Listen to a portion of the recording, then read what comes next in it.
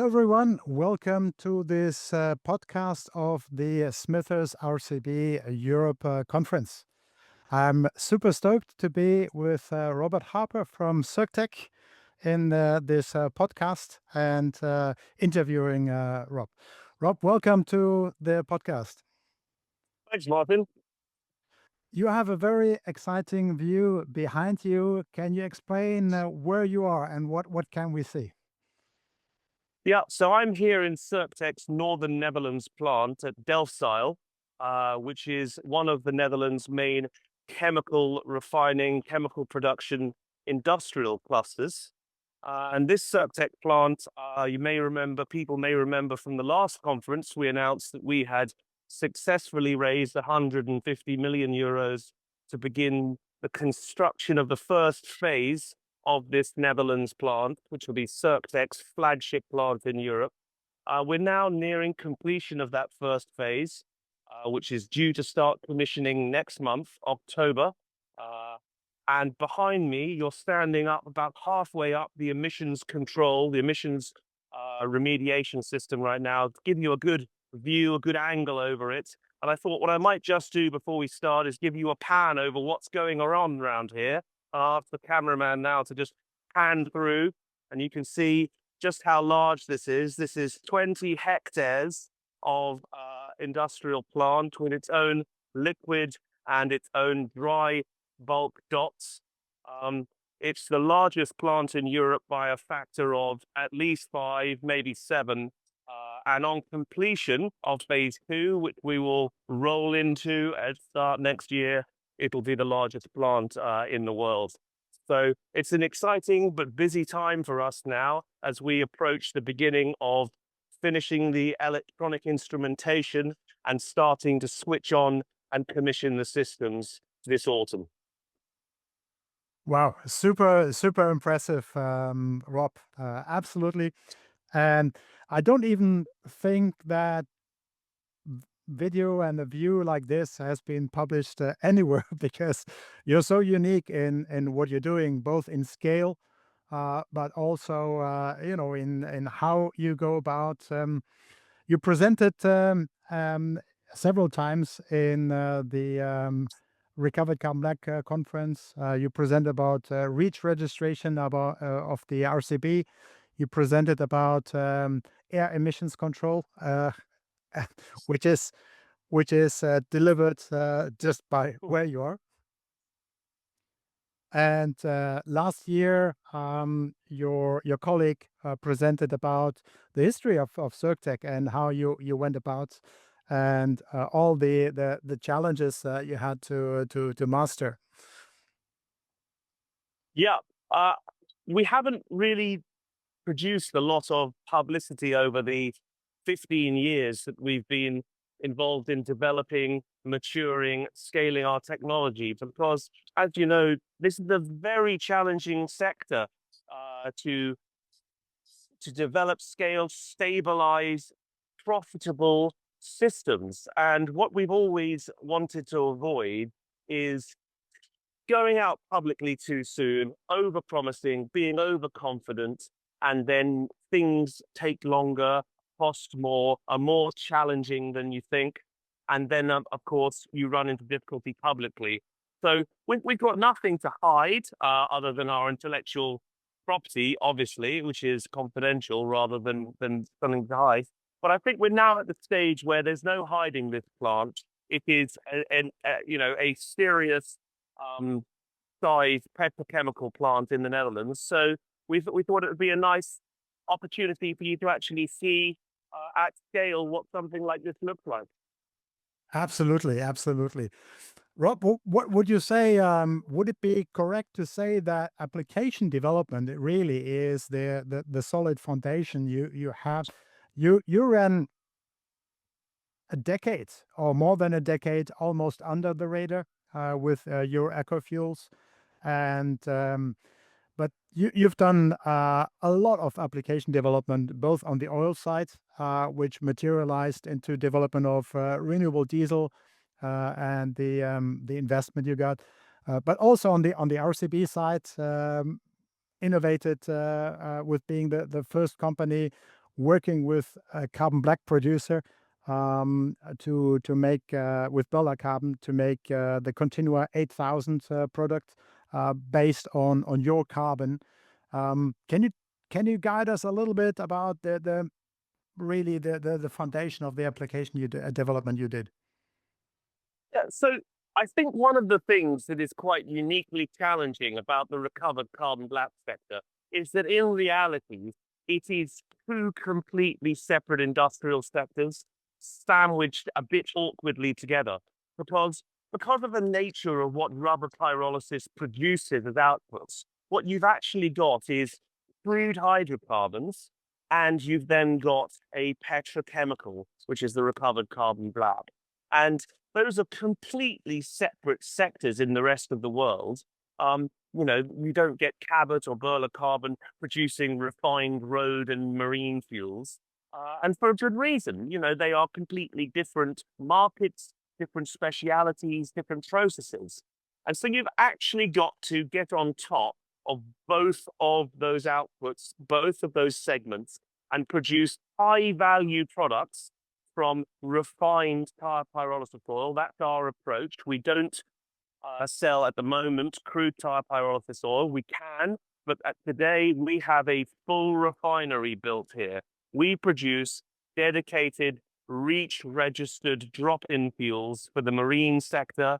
They can go into road transport as well. We produce petrochemical naphtha, which can go back into the plastics and polymers sector. And of course, we produce the recovered carbon black, which we supply through Burla Carbon to the European and the global rubber manufacturing sector, tire sector. And I think actually getting on top of the production processes, the application quality control, all of the compliance issues. We've had to do 3 dedicated REACH registrations plus join a 4th.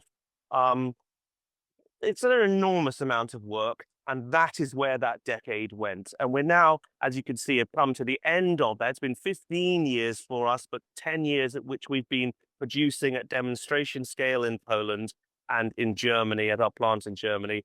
We're now at the point where all of that has been completed. We can produce those products, and this plant behind you is totally sold out for the next 7 years once we start operation, to BP and to Burla Carbon. We do not have a sales department in Europe today. How wonderful is that? And that puts you in a quite unique position, Rob, right? No, I don't know where everyone else is. I think it's important to maintain some situational awareness of what competitors are doing. But I'm not sort of there trying to work out exactly what they are. I think that a number of other producers. I'm talking Europe here right now because this is the European Recovered Carbon Black Conference that we're going to go to in Barcelona. I think a number of other producers are starting to supply in some scale or another to the European rubber sector. So I don't think we're in a totally unique. The scale of the funding that enabled us to raise, the scale of the construction that we've now implemented is, I think, quite unique. Yeah. Talking about the conference, you've been really a key contributor to the conference. You and your colleagues, Peter, also both as Circtec, but also as the chair of ASTM D36. How do you see the community, the industry community, and the conference? You're talking in the sea-level panel in Barcelona. What will be your key messages? Well, my key message is the same as really it was last year, which is about the importance of scaling production now and supplying primarily the European rubber tire manufacturing sector. 15 years to get to this point. It is time to start producing consistently at scale, to getting rCB compounded into European tires, and to have several producers in Europe supplying that. And I think that is the number 1, 2, 3 thing people need to focus on, is you've got to get built at scale and producing at scale. We cannot have a sector in which only Circtec is supplying material at scale. We have to have other companies producing substitutable products in the market for tire manufacturers to feel confident that this is now a permanent part of their manufacturing outlook for for the future going forward. And so that's my message: is scale, scale, scale. Yeah, and that is also reflected in the peer companies and the colleagues joining you in the C-level panel. Companies like Boulder Industries and Pyrum, who have um, big projects or big list of projects in of installations in Europe. You've also been in Bangkok at rCB Asia. How would you say is the dynamic different in Europe than it is in Asia? Well, Asia's a very interesting market because it's extremely price sensitive for products and less quality sensitive, has been my experience. So you can sell something that would not be an attractive product in Europe, and you can find a market for it in Asia, provided the price is right for their market expectations there. And so the barriers to entry are lower in Asia. You've got an enormous mass of human activity. Lots and lots of companies want to get into the sector. And so it's a very busy and buzzing sector. But the quality of what's going on is an order of magnitude different to what's going on in Europe. The plants like this are a decade at least ahead of anything that exists in Asia.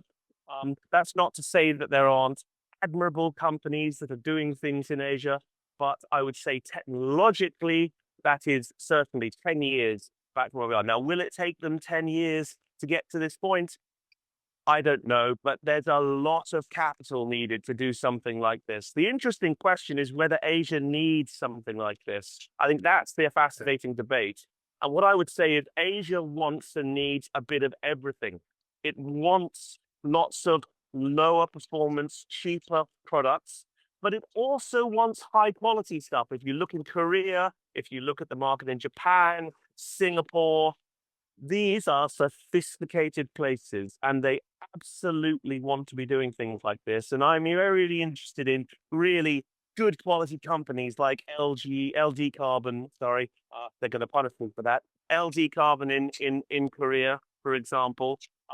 I think that those are going to be people to watch as they bring a much more higher value product focus to the Asian market in recovered carbon black production. Absolutely, and they're still looking at rCB Europe and at Europe for technology developments, product developments, because this is perceived to be like the high tech part of the market, isn't it? Well, I think it is. I don't think it's a perception thing. I think it's very easy to demonstrate. There's a capital difference. There's a sophistication difference. As I say, that's not necessarily because they don't want it. It's because there is a different, less technologically sophisticated addressable market in Asia. And that addressable market doesn't exist in Europe. In Europe, you've got to be high performance, high compliance, high reliability, high technology. And that is where the addressable market is. But I think in Asia, you have a more segmented market that has definitely an appetite for something like this, but also an appetite for things that are lower down the sophistication scale. And that's great. That's fine. You know, market is a market. What does concern me, and it's something I may wish to talk about if the conversation goes that way at the conference, is that the environmental compliance of some of what's going on in Asia is just thousands of percent below what would be acceptable in Europe and in the United States. And that's their decisions to make, how they control air pollution. But what I find personally absolutely unacceptable is the idea that you would make things to standards in Asia that would be completely illegal in Europe and then bring that product into Europe under a greenwashing wrap and say, And the ISCC mass balance, right? and the ISCC mass balance, unfortunately, inadvertently can provide a bit of a gloss over on that because it wasn't designed to look at air pollution. The ISCC system is blind to air pollution. And I think this is an issue we're going to have to just confront and get our legislators to be very direct about, that greenwashing is not acceptable and will undermine this sector.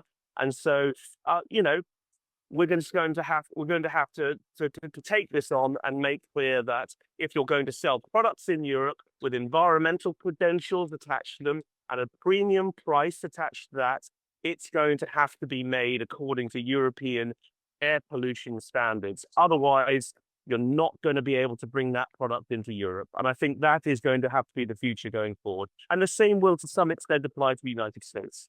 Yes, absolutely. So you are hoping for more clarity from policymakers. I don't think they need clarity. The rules exist. They're simply not enforcing the rules. I think because they're blind to it. That's all. I think it just needs cabling, which is something that we intend to do at the right level, and then policymakers will address it once they're focused onto the issue. Look, as new sectors emerge, nobody is capable of sitting down and forecasting all the little issues that will arise. This is the nature of the new industrial wave growing. So there's nothing wrong with the fact that these issues are arising, provided that we have forums to bring them up, to present evidence and have an evidence-based policy response. Which is exactly what the rCB Europe conference is, right? It's a great forum for airing these sorts of issues, for having debates. 100%, yeah, very useful. Yes. Any other key message from your side to the colleagues to the conference who are attending Barcelona? I think the answer is that this sector, we are in the earlier, but not the early stage.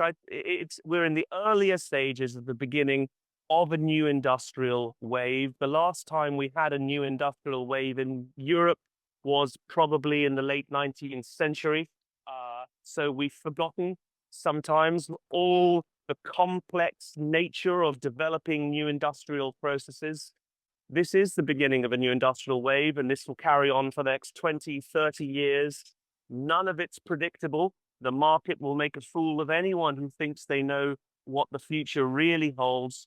So remember that this is a marathon and not a sprint. Never give up. Never, never, never give up. Keep going, and just sometimes stop and appreciate what a special thing it is to be involved in the development of a new industrial sector.